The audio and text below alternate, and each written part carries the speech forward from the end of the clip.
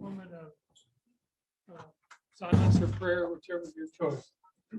I pledge allegiance to the flag of the United States of America, to the republic for which it stands, one nation, under God, indivisible, with liberty and justice for all.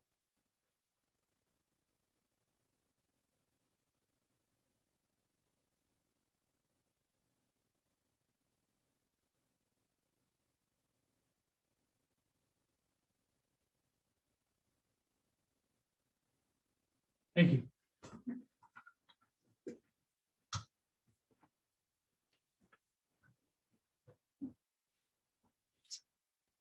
Is there a motion to approve the minutes of February 1, So moved. 2021? It's been moved. Is there a second? Second. All those in favor say aye. Aye. Is there a motion to approve appropriations ordinance number 6? I move that we approve ordinance number 6. Second. All those in favor say aye. Aye. Open a public input session for any items not on the agenda. Do you see anything on the computer, Sydney? Oh, okay. Please come right up here, give us your name, and then we'll go from there. Name and address.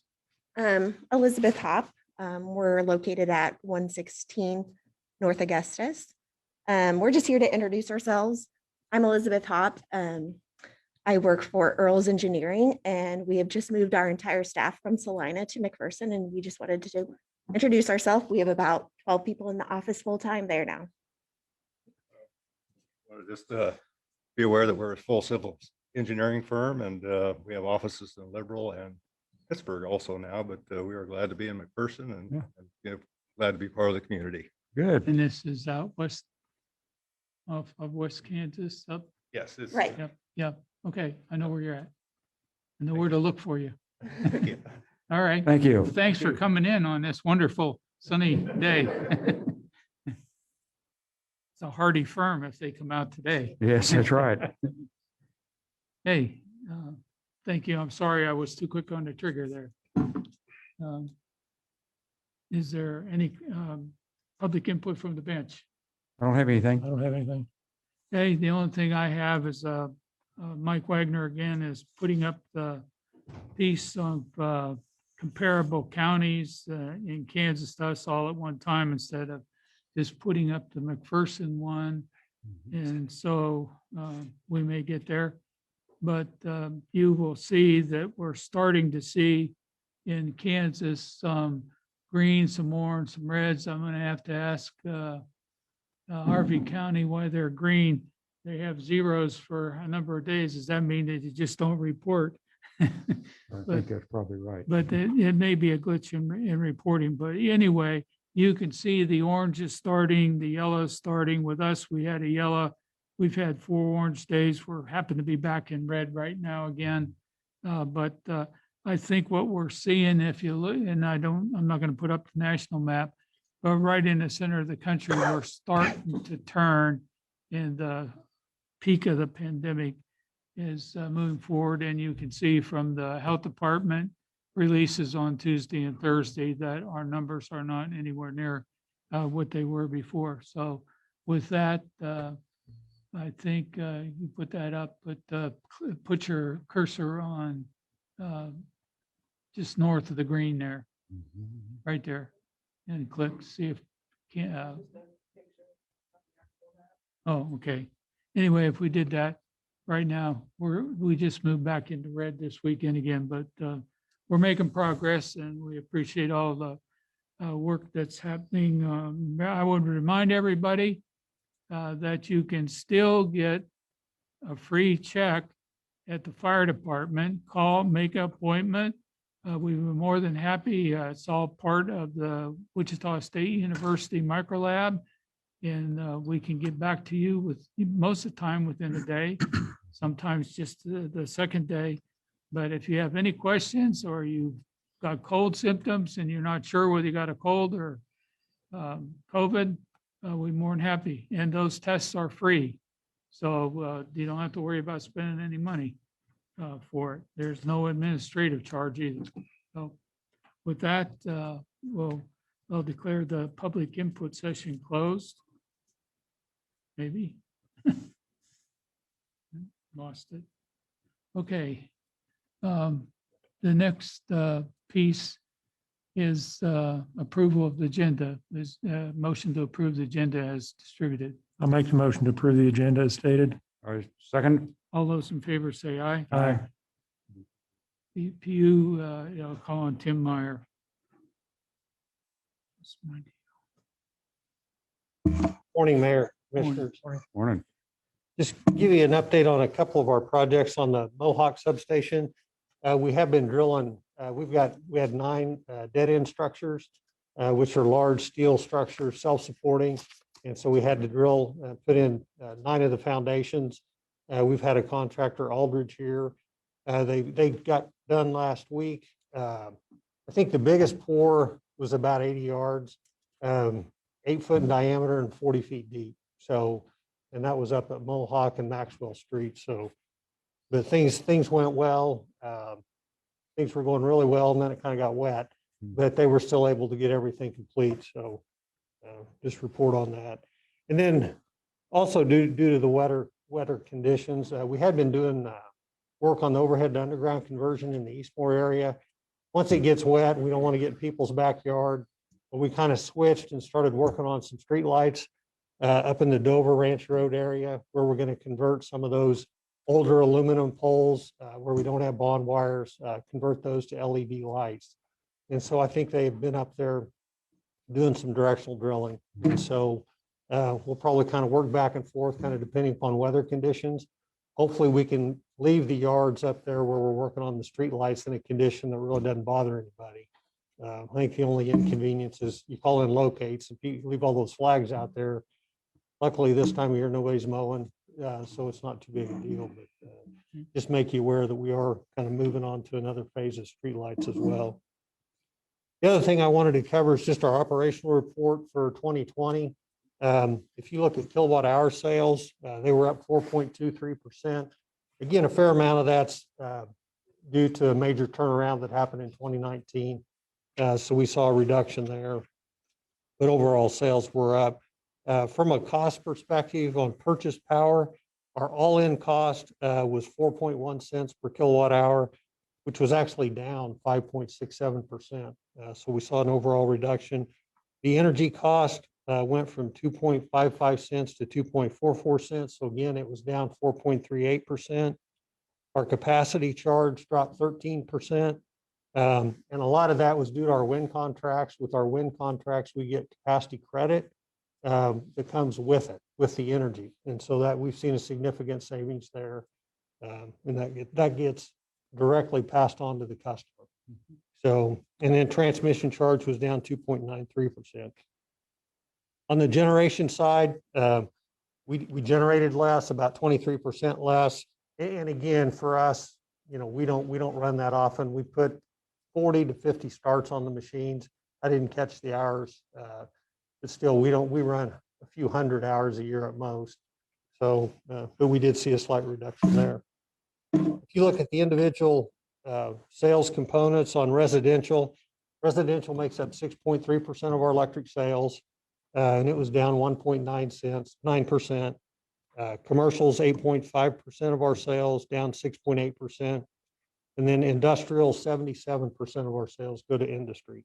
And that was actually up 6.7%. So cost-wise, cost per kilowatt hour for residential was 7.7 cents, commercial 8.1, industrial 4.9, and then rural was 7.1. And again, industry, one of the reasons their cost is so much less is their load factor is extremely high. I mean, they pretty much run at a steady load all year long, which is extremely good use of capital. And so their component cost for transmission, purchase capacity, and demand is just a lot less. So shifting to the water side, water sales was up 2.7%. So we saw a slight increase there again. I think it's a little bit drier in the summertime, and that's why we see an increase. Loss and unaccounted for was 7.42%, which is up just slightly over 7.32, which is still in the industry, a pretty good number. I think a lot of places it's about 10. Some of them are a lot worse than that, but always trying to find ways to get that number down. We have leak surveys done periodically. Sometimes we find things, we tend not to find a lot. And leak surveys don't work very well on plastic pipe because the sound doesn't travel very well inside. So we have a lot of plastic pipe, so it's still kind of hard to find them. But our max day for 2020 was 6.18 million gallons. Previous year was 6.3 million gallons. And average day was 2.69 million gallons, and last year was 2.64. So up just a little bit. And on the individual classes, residential, we're a lot more balanced on the water side. Residential made up 49% of our sales. It was up 8.5%. Commercials 24.4%, down 4.5%. And industrial is 22.3% of our sales, and it was pretty much flat. So that's all I've got for you gentlemen this morning. I don't know if you have any questions about anything or. Do you want to say something about that upcoming project on 200, 300 North Main? Yeah, we are, and I'm not sure. I think we've got the letter sent out, and I believe we made contact with everybody last week. But we are looking at continuing our main replacement downtown. And we plan on starting on the east side of Main Street and probably starting on the north end, right south of the railroad tracks, and working south down to Marlin Street. Kind of depending upon how things go, we may jump across the street and continue on the west side, or we may move and go work on another project up on Barber Wheeler. We're not quite sure yet, but we think each block will take about a week or a month, I'm sorry.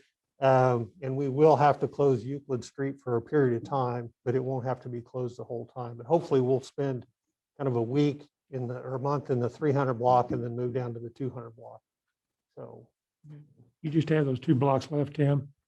that's correct. Okay. So we got the other 3 going Okay. south complete before that. And then we have everything new going north. So we have new pipe from the railroad tracks all the way to First Street. So Good. that'll put Main Street, I think, in pretty good shape going forward. So Yeah, looking forward to getting that complete. yeah, it'd be a good project. Yep. Thank Okay, you. Thanks, Tim. Thank you.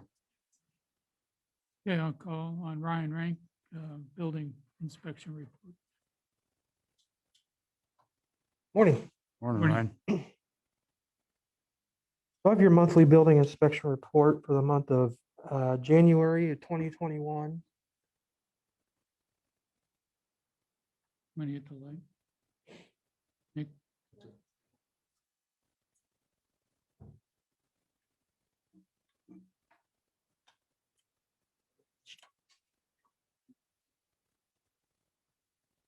All right.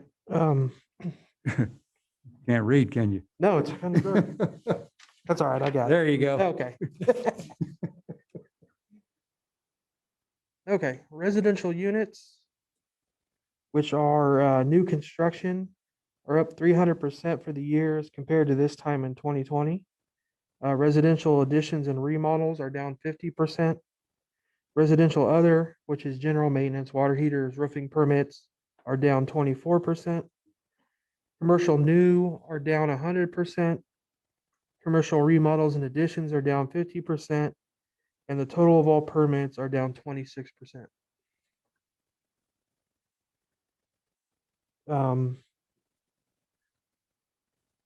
We're well down on the cost of construction over the 3-year average. There just hasn't been anything that substantial yet, but there are talks of several things coming down the pipe.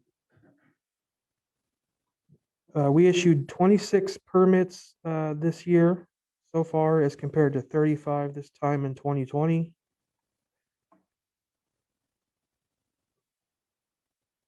38 inspections have been conducted so far this year compared to 41 this time last year. And then just a couple project updates. Piping Technology, they have all their footings in. They have their underground plumbing and their underground electrical in. So as soon as weather starts to cooperate, they should be able to put the pad down and start going vertical with that building. Edinburgh Manor Apartments, what they're doing is going in and remodeling most of the units there for ADA compliance, changing the bathrooms and some stuff like that.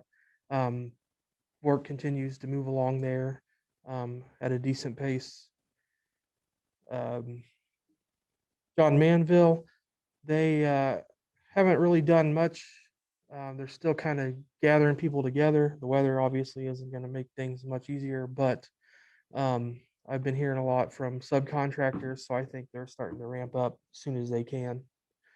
And then the Dollar Tree, they have the structure up. There's still a little bit of work in the front to do, but they have all the iron up, most of the sheeting. They were insulating on Friday and starting to put up a little bit of the sheetrock on the inside where they didn't have to run electrical, things like that. So they're moving along there. And that is all I have, unless there's any questions. Any I questions? don't have. Okay, Thank you. Thanks, Ryan. okay, call on Chief Weisman.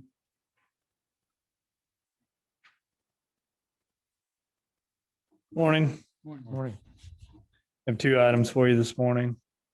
First item, the apparatus at the fire department had battery tenders and auto pumps to maintain the 12-volt and 120-volt electronics and air pressure on the apparatus. Squad 1 and 2 battery tenders are inoperable and need to be replaced. We utilized the previous apparatus battery tenders from the previous trucks that we had. The replacement tenders come as a kit with auto ejects, which is recommended to be replaced with the battery tender. So we're requesting a motion to approve the payment to Cusmal Electronics for 2 replacement battery tenders on Squad 1 and Squad 2 for an amount not to exceed $2,036.36. Like to move to approve payment to Kusmal Electronics for replacement of battery tenders on Squad 1 and Squad 2 for an amount not to exceed $1,018.18 each for a total of $2,036.36. I second that motion. All those in favor say aye. Aye. Thank you. The next item, we have a National Fire Protection Association subscription is used to reference current and new standards. These updated standards guide the fire department in response training, equipment acquisitions, and fire prevention. This is a budgeted item. We request permission to pay for renewal of the National Fire Code subscription service for a cost of $1,495. Move to approve payment to National Fire Codes NFPA for renewal of National Fire Code subscription service for an amount not to exceed $1,495. I'll second that. All those in favor say aye. Aye. Thank you. Yep, call on Chief Golden on Police Department items. Morning, Mayor, Commissioners. Aye. I have one item this morning, which I brought up in study session last week. The McPherson Police Department has been attempting to recruit new officers. We are currently looking to hire 4 officers. We've been trying since September. In reading the Governor's Commission on Racial Equity and Justice, the recommendation is to expand residency requirements to communities and demographics which may not have an opportunity locally. I know we want our officers to be invested in our community, which our officers are, and be close for immediate response in case of emergencies. I would like to extend the residency requirement for the McPherson Police Department officers and staff to 35 miles. This change would give the police department a more fair opportunity in recruiting efforts and would assist us in recruiting and retention of officers and staff. I understand working in law enforcement is a difficult career choice, and we should help our officers and staff with their requests and that of their families. I spoke with Sheriff Montaigne, who stated his office will always assist us anytime we need their help. A 35-mile residency will allow officers and staff to reside in Hutchinson, Salina, Lyons, Hillsborough, and Newton. These officers will be responsible to respond when called in for work, training, and special assignments. We checked with other police departments surrounding us, and like I read last week, I put their requirements and how many officers they have. Salina PD has 115 officers who will reside within 40 minutes of Salina, to include living in McPherson. Newton PD allows their officers to reside within 40 miles, which allows them to live in McPherson. They have 40 officers. Great Bend PD allows PD, EMS, and fire to reside within 30 minutes. They have 33 officers. Andover Police Department has no residency requirement with 26 officers. El Dorado PD allows their officers to reside within 30 minutes of the city limits. They have 28 officers. Ottawa PD allows their officers to reside within 35 miles of City Hall, and they have 30 officers. Hutchinson PD, 69 officers with no residency requirement. McPherson PD allows their officers to reside within 15-mile radius with 35 officers. I understand that this is a difficult choice, and I know that it's put a lot of stress on you when I brought this up at study session. The police department is doing great, but I think this will assist us in recruiting and retention of officers and give us a fair go at recruiting and retention. So I'm going to put in a motion to approve changing the residency requirements for the, You can't put in a motion. or I'm asking You for can- recommendation. You can make a recommendation. Recommendation, the motion to approve changing the residency requirements for the McPherson Police Department officers and staff within 35 miles of the city limits of McPherson to assist in recruit and retention of officers and staff effective February 8th, 2021. Okay. We heard this in study session last week. Asked commissioners if they have any input. I'll be honest with you, I've struggled with this week. I have concerns about emergency response people living too far away to get here in time, but the chief made one really good point that helped me out a lot in his situation, is he does have sheriff backup if he needs it. If we have a critical situation and need a lot of officers on the scene quickly, and they can't get here, he can go to the sheriff's department and get the backup he needs. So with that, I feel much better about it. I would agree with what Commissioner Mel just said. That and, we live in a situation, not only in McPherson, but surrounding communities where it's just a lot easier to get from point A to point B than it was 5 years ago or 10 years ago with Interstate 35 and of course 61 redone like it is. I looking at the information that the chief has sent in, I feel a lot better with making this adjustment. I would just like to say that we've been down 4 officers for a significant period of time. And you all know in the budget process, I always invoke the Brown theorem. Whatever they say they need, I deduct 1 or 2 positions because I know we can't fill them. May not be able to use that theorem this year. That's not all bad. If we do this, but we cannot stay down 4 officers throughout many more months. We have to do something to help the recruiting. And so I would say that we do this. Nothing is ever cast in stone. If we have a problem with it, we can always go back.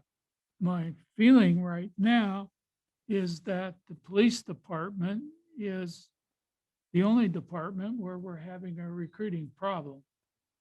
And so from my standpoint, I do not see having to make across the board 35-mile deal, but that may come to fruition if we have recruiting issues.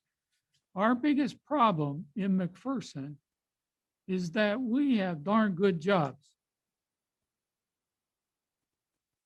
And people can go to work for industry and get a better wage level and probably get a better benefit package. And so we are not only recruiting against other health and safety departments in our region, but we are recruiting against local industry, which is extremely difficult. And so if we can do this today, then I think it would be a big help. We will have to rewrite the employee handbook and make some other changes. I don't think that I think we have to allow time for that to happen. So I don't think in the motion it can happen today. Okay. On that standpoint. But I think that we do it if we start to have problem in recruiting because we're not able to compete against industry, well, then we will have to move forward with something else for other people in the city. But we do want people to work here. We want them to be connected to the community. The one thing besides the sheriff backup that I would like to mention is that the police department plans activities continually throughout the year to engage the police department and the community. And it just means if we do this, we have to really focus on those activities so that we are relating whether you live in town or not. The other thing that I want to put out is our housing, because of land costs, has been more expensive in the past. But we have some moderate income housing available. And I think some of our people may fall into that, but if they never put in for it, you can't get it. You know, we don't automatically just go out and say, hey, you know, anybody in the community can put in. And so that's something that we need to keep emphasizing to our people as well. Any other comments? Well, I don't think so, other than, you know, police department is only one department under the city jurisdiction. At some point, there may be important for us to take a look at the rest of the departments as well. So we'll keep that in mind. And I know But our you- officers are invested in this community Mhm. and they will be at all the events. Oh, I would ask this more to the administrator. I'd like to change that effective date to March 1. And that way we have plenty of time, gives us 3 weeks to make some administrative changes. And other than that, I would like to make the motion, but with March 1, not February 8th. And we can work on specific language Yeah. to address it. Absolutely. You guys can come back and formally approve it as part of it. Yeah.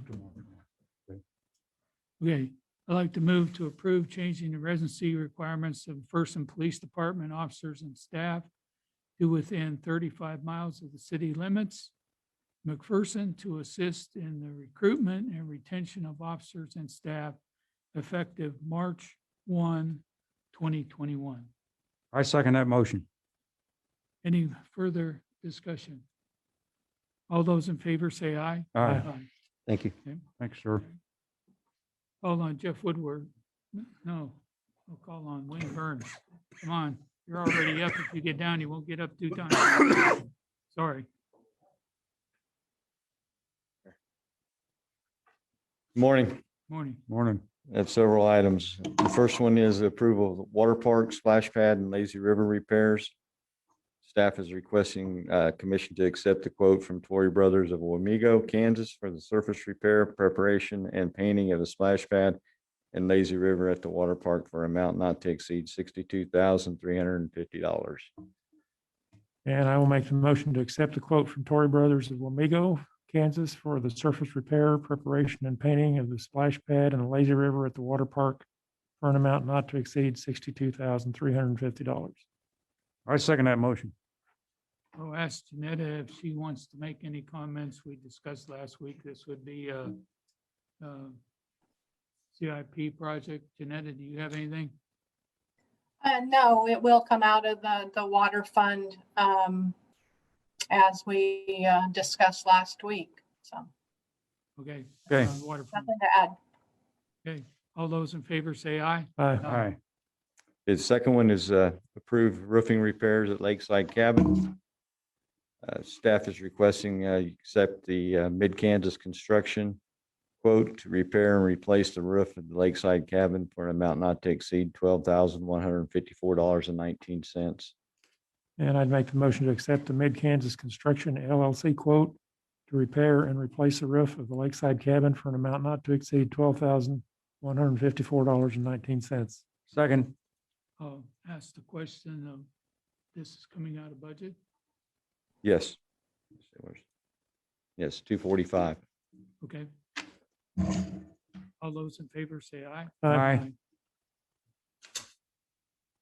The next one is the approval of purchase of a Jacobson four-wheel super lightweight fairway mower from Kansas Golf and Turf. The staff is requesting the commission to approve the purchase of one fairway mower from Kansas Golf and Turf for an amount not to exceed $41,432. I'll make the motion to approve the purchase of one Jacobson four-wheel SLF 350 super lightweight fairway mower from Kansas Golf and Turf Incorporated, Wichita, Kansas, for Turkey Creek Golf Course for an amount not to exceed $41,432. I second it. Okay, I'll ask a usual question.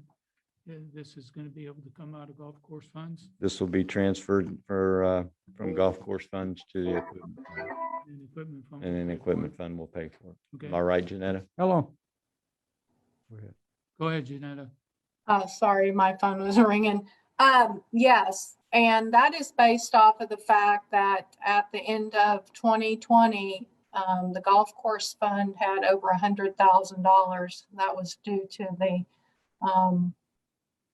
uptick in revenues in that fund. So I believe unless there's any other drastic expense that comes out of the golf course this year, they should be able to handle this purchase of equipment.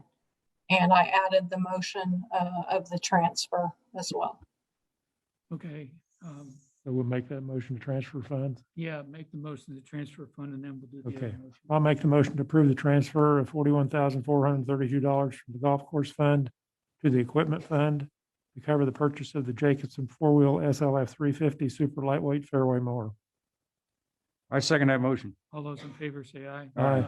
I have a question though. How long will that mower last, season wise? Season, the last one's lasted 12 years. 12 years? Okay. Thank you. You're Okay, welcome. you want to make the first motion second now? I made it once. You may have Make it- once, it's on the table Oh. to buy it. So, yeah, any further discussion? No, All those in favor say aye. Aye. Sorry for the confusion. no, that's fine. The next one is the approval of postage for municipal center postage machine from Pitney Bowes, an amount not to exceed $5,000. I'll make the motion to approve payment to the Pitney Bowes Reserve account for adding in postage to the municipal center postage machine for an amount not to exceed $5,000. I second. All those in favor say aye. Aye. Thank you. Okay, I'd like to call on Virgil Lyons for Community Rating System CRS application. Good morning. Morning, Morning, Virgil. Ray. So this is informational in nature. We just thought we'd like to make an announcement. The city of McPherson has completed an application for membership in the CRS program, that's Community Rating System, and has received a recommendation of a CRS Class 8.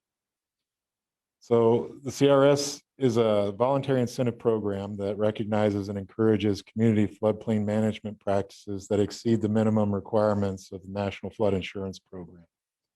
Over 1,500 communities participate nationwide, but locally, many of our citizens are required to maintain a flood insurance policy because they own property in a floodplain located within the city and they have a federally backed mortgage. CRS communities' flood insurance premium rates are discounted to reflect the reduced flood risk resulting from the community's efforts that address the three goals of the program, which are to reduce and avoid flood damage to insurable property, strengthen and support the insurance aspects of the National Flood Insurance Program, and to foster comprehensive floodplain management. So there are 10 classifications in the CRS credit points class and premium discount system. Our recommended Class 8 rating means that citizens with property in a special flood hazard area who are required to have flood insurance in the city should see a premium reduction of 10%. Those with flood insurance policies outside the special flood hazard area should see a reduction of 5%. Each year, the city will have an annual recertification as a condition of continued membership in the program and to maintain our current classification. But as our program grows, we're going to work throughout the year to improve our classification. Our goal is to attain the highest possible premium reduction we're capable of attaining. If you look at the screen, this is the rating system that I described. To the left, you'll see the number of points we need to attain, and by accomplishing certain tasks, we're assigned point value. It's pretty simple.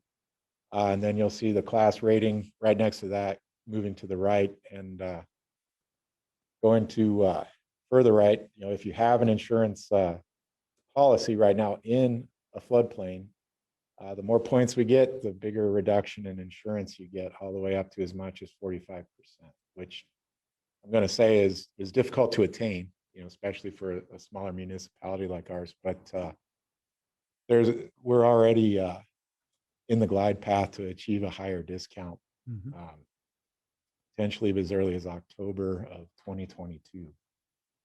Good. And I mean, even if you don't live in the floodplain, you can see a 5 to 10% reduction on your insurance premiums, which, you know, over the course of the life of a mortgage, be a significant amount of money. So I'm really pleased that we're able to attain this and do this for the community, and we'll keep working hard to make sure that we're maximizing the program. Okay, good. Great. Thank you, Virgil. Thanks, Virgil. Okay, we're down to Public Works, Jeff Woodward. Good morning, everyone. Morning, Jeff. Jeff. The International Municipal Signal Association training will be held March 15th to 19th in Overland Park, Kansas. Our maintenance agreement with the Kansas Department of Transportation for the signal and on the northbound ramp of I-135/56 requires that we have an IMSA certified technician on staff. This training has also been very beneficial for the maintenance of our own signals. I'd like to have a motion to approve Justin Walker, Gary Tillett, and Scott Demott for this training for respective $1,003.01 for Justin and Scott and $913.01 for Gary Tillett. I move that we approve travel expenses, lodging, meals, and fuel for Justin Walker, Gary Tillett, and Scott Demott to attend the International Municipal Signal Association training in Overland Park, Kansas, March 15th through the 19th, 2021, for an amount not to exceed $1,003.01. That's just for And that's just for two of them, each $1,000 per Each. person. for the two, Okay. and then just under a thousand That's for for the, Justin Walker and Scott Demont. yeah. Okay, is there a second? Second. All those in favor say aye. Aye. Now we need another motion because it's a different amount for Gary Tillett. If you click on 8.3. Okay.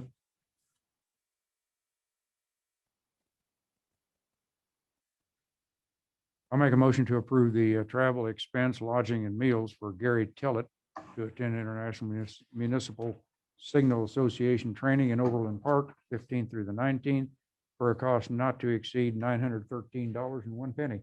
I'll second it. All those in favor say aye. Aye. Thank you. Or the past years, few years, the street department's taken advantage of the Bobcat rollout program, where Bobcat gives a guaranteed buyback for their skid steers and mini excavators. They have a 1-year program and a 2-year program. We're currently in the 2-year rollout program, and it's been working very well. The rollout price came in at $6,225 for the mini excavator.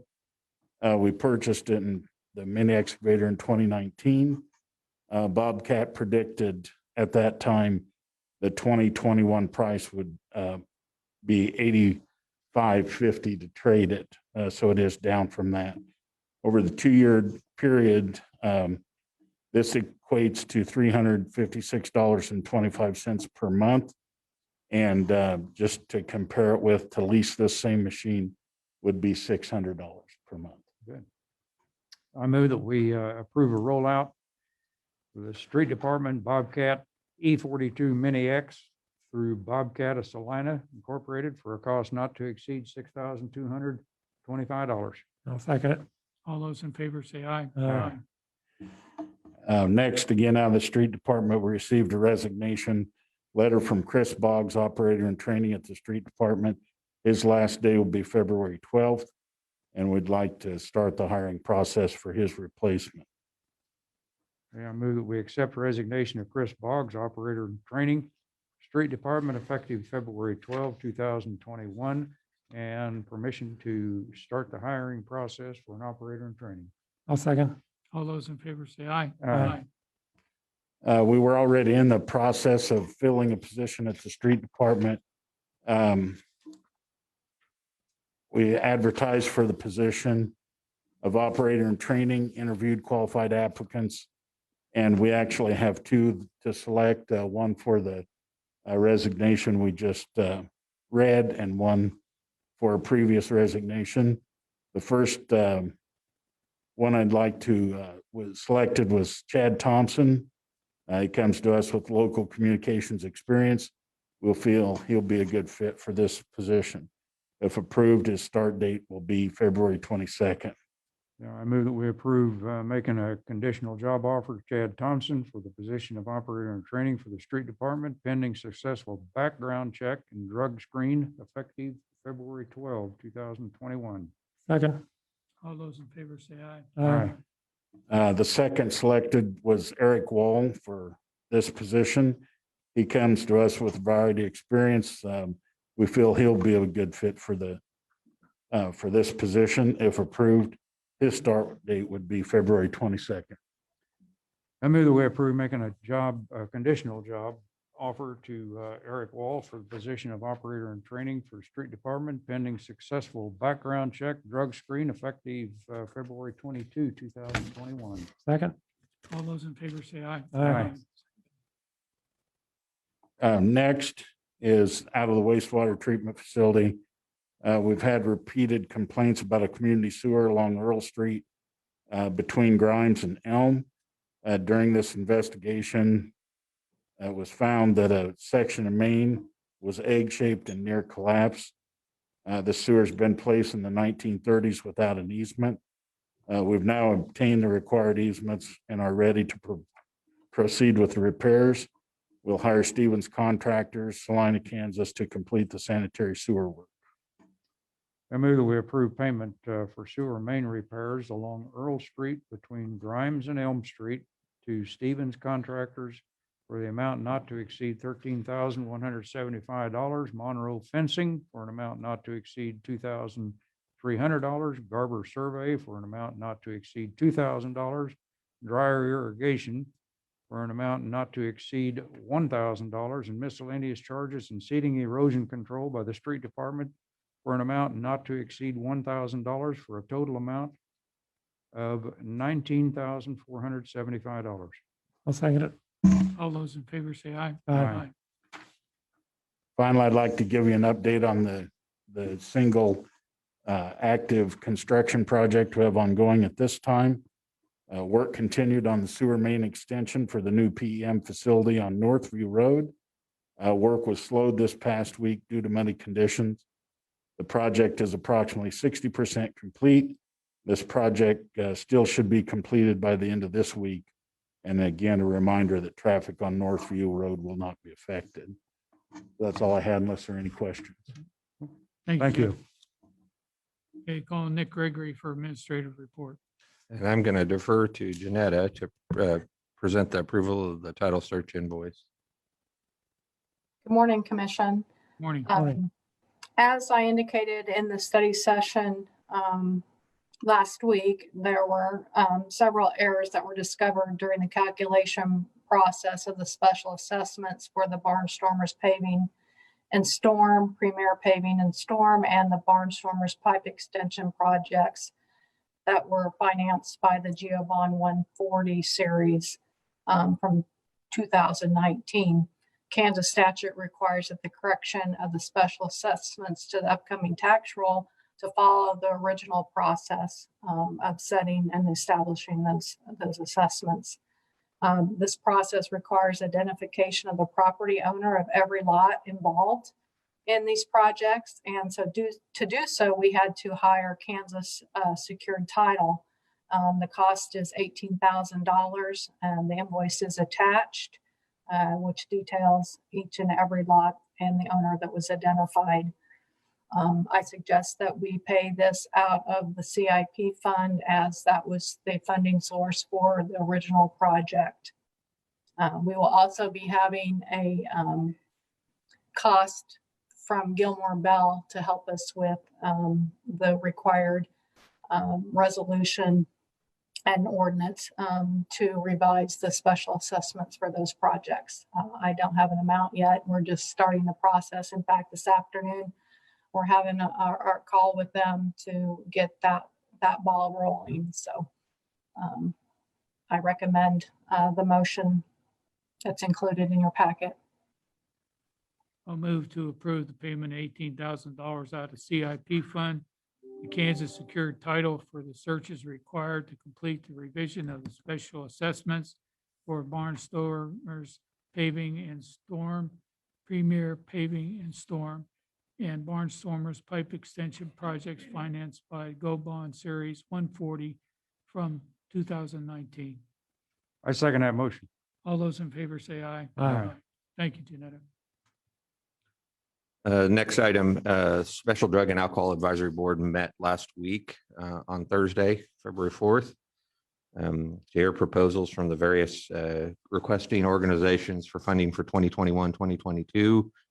The board heard from 3 of the 4 requesting parties. The notes for that meeting are attached in your agenda if you'd like to see the discussions, the questions, and the pieces that go along with that.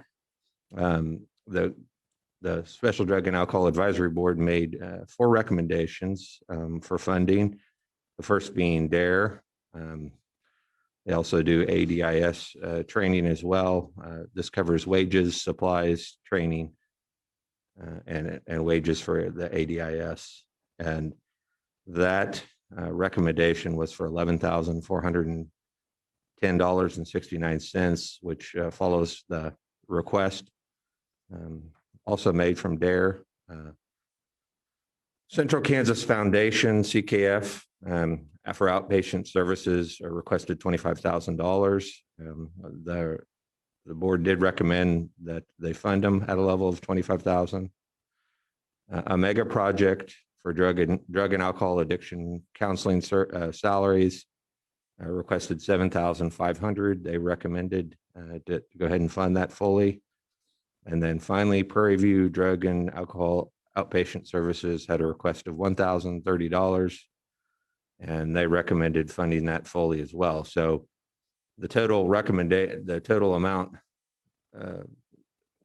suggested for appropriation in 2021, it is 2021 for all expenses with the exception of the DARE wages. Those actually go into 2022 as well. So the 2021, 2022 includes DARE wages that go throughout the school year, which will start this next fall. So, but that total was $44,940.69.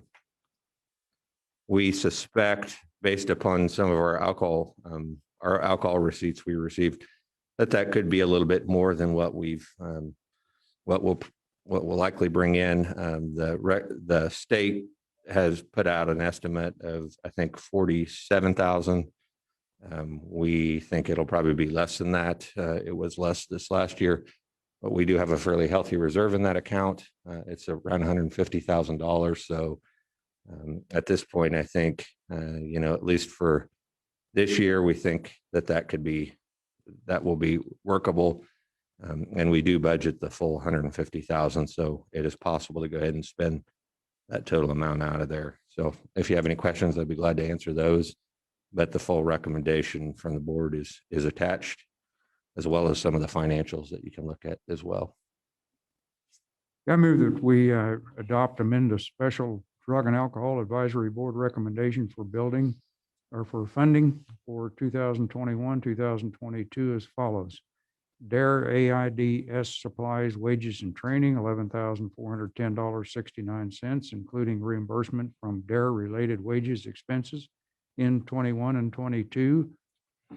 Number two, Central Kansas Foundation up to 25,000 in case reimbursement. Number three, Omega Project, $7,500. And number four, Prairie View, up to $1,030 in drug and alcohol case reimbursement, with all the allocations being provided under the terms established by the Drug and Alcohol Committee. I'll second that motion. All those in favor say aye. Aye. Next item is, we met last week in study session and we talked a little bit about prioritizing once vaccinations are available for city employees to make sure we can prioritize that and also provide some incentives to try to encourage city employees to receive that COVID-19 vaccine. Based upon some comments I received between last week and this week, I've attached an updated order of priority, and you can kind of see, we try to take, first of all, the incentives that we discussed was go ahead and adding a wellness star for that particular program. So we will plan to go ahead and put the word out to individuals to let them know that we will be awarding a wellness star for those that choose to receive the vaccination. And then the priority list that we received, that I received input on, is before you today. And there's 6 groups, but hopefully that covers all of our employees as the opportunity comes for them to receive that vaccination, which we, at this point, we don't know how quick that will happen. Any questions? Do you need any motion to? Probably just a motion to adopt the COVID-19 vaccination encouragement prioritization for city employees. I'd like to move to adopt the COVID-19 vaccination policy as written here in the attachment. I second it. All those in favor say aye. Aye. And I will note just on that particular one that we did go ahead and take off the leave policy part at the end that we discussed, and we'll address that when the time comes. Okay. Okay, we're going to talk about investment. Okay, there is one CD for $500,000. It's a 12-month CD at 0.06 interest, maturing on February 1st of 2022. As you can see, that CD was previously significantly higher at 2.46% interest. And so at this point, Ed, we'd ask that you go ahead and approve the authorization for that investment. I'll make the motion to approve the investment. I second. All those in favor say aye. Aye. There are 3 wages for your consideration. First being Josh Prindle, Police Department Patrol Officer, going from $23.79 to $24.76, effective February 8th, 2021. Chad Thompson, Street Department Operator in Training, starting at $15.66 per hour, effective February 22nd, 2021. Eric Wall, Street Department Operator and Trainer, going starting at $15.66 per hour, effective February 22nd, 2021. I move we approve the wages. Second. All those in favor say aye. Aye. And then the last piece are bonds for your consideration, and there's 4 of those. The first being Treader Tree Incorporated out of Marquette, $5,000 tree trimmer bond. Royer Brothers Tree Service LLC out of Hutchinson, a $5,000 tree trimmer bond. Paul's Incorporated out of Heston, a $5,000 mechanical bond. And finally, Kansas Backflow Services out of Hillsborough, a $5,000 plumbing bond. I'll make the motion to approve the bonds. I second. All those in favor say aye. Aye. I would like to move to recess the city commission meeting and go into study sessions. I second. All those in favor say aye. Aye. And if you didn't leave that page, I'd like to go to 3.3. And there is a motion there for Commissioner Mel to make on the clay valve at Turkey Creek Golf Course. I'd like to make the motion to accept the quote from Sergeant Drilling in Salina, Kansas to install one 3-inch, 150 PSI flange, 50-01 angle clay valve at Turkey Creek Golf Course irrigation pump house for an amount not to exceed $5,087.35. I second it. All those in favor say aye. Aye. So we got to go on that. Is there anything else before we end? Okay, I'd like to move that we adjourn the city commission meeting for February 8th, 2021. I'll second that motion. All those in favor say aye. Aye. Pretty smooth meeting without Houston. You'll get even.